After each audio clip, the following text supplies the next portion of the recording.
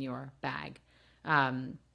You may have seen Hermes, the French fashion house, recently won at least round one of this lawsuit against Meta Birkin and this definition of what is a handbag. And the judge's ruling was that a handbag is a status symbol and it is a brand identity, and it is not necessarily something you put goods in.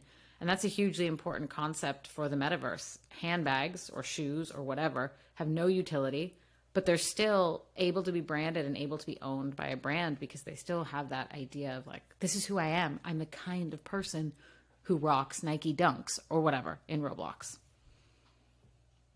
Yeah, fantastic. And I guess just extending on that point is with virtual fashion, I think it's kind of enabling individuals to express their ideal self in a more of a broadcast sense. You know, we're online. This is who I am. Flesh and bones in real life might not necessarily represent this, and I think that's a very fascinating area to look at.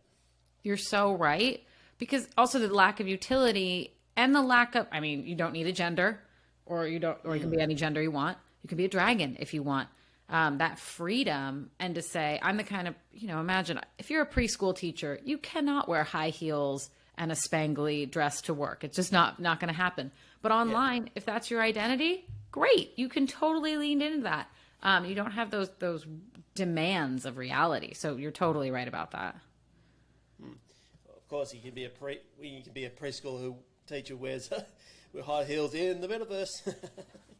Exactly. And when we eventually teach preschool in the metaverse, which probably one day, who knows, then they can wear whatever as their teachers. Yeah. That's the idea too of just having clothes that defy, nature's laws. So have anti-gravity clothes and wear things that probably are physically impossible to make, but you can wear them in the metaverse. Absolutely, and that opportunity, and I think, that's creativity on steroids, right? When you say there are no rules, there's no physics, there's cost of labor, but there's no real cost of materials.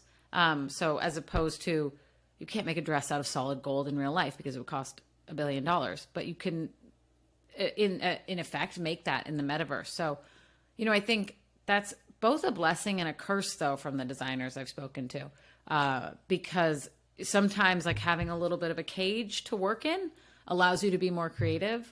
We all know the fear of a blank page if you're writing something or, trying to make a podcast. It can be helpful, but that is really an opportunity.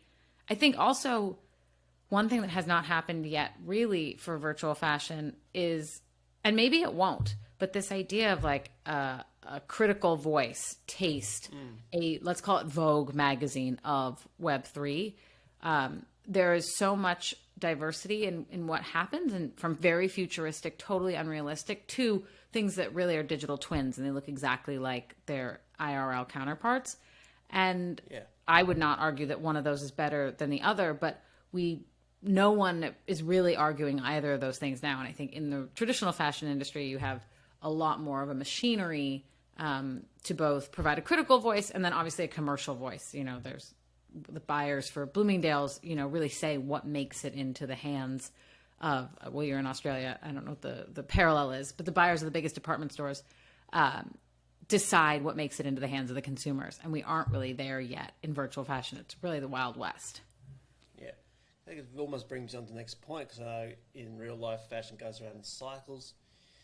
Are we seeing that in digital fashion? Is there like a new season look in the metaverse at the moment that people need to be aware of?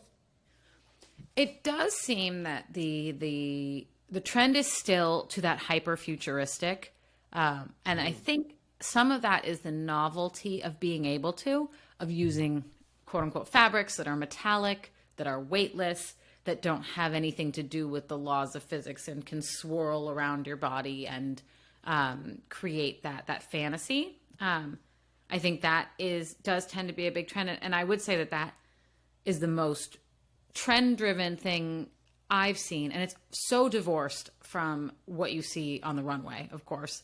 And that's really interesting. And then obviously Then you have the normal trends. So if we see puffer jackets, which, you know, were a big thing, still probably are, they were a very big thing also in the metaverse. Particularly, I understand they're kind of fun to design. They're a technical challenge. So people wanted to do it. You know, white t-shirts, probably not a metaverse trend. Really hard to make the perfect white tee in Fortnite. Unless you go back, have like a 50s world and you pretend you're Marlon Brando, I guess. Then you can resurrect the right tee, I guess. Exactly. And the muscles. You know, I think if I recall, he was pretty ripped. He was pretty ripped. Okay.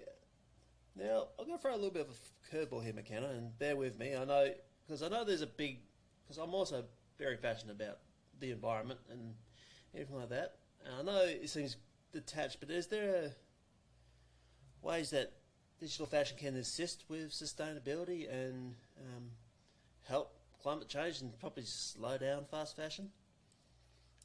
I wish the answer was yes. I think there are some B2B operational opportunities. Absolutely. So I think digital fashion, you can do virtual showrooms.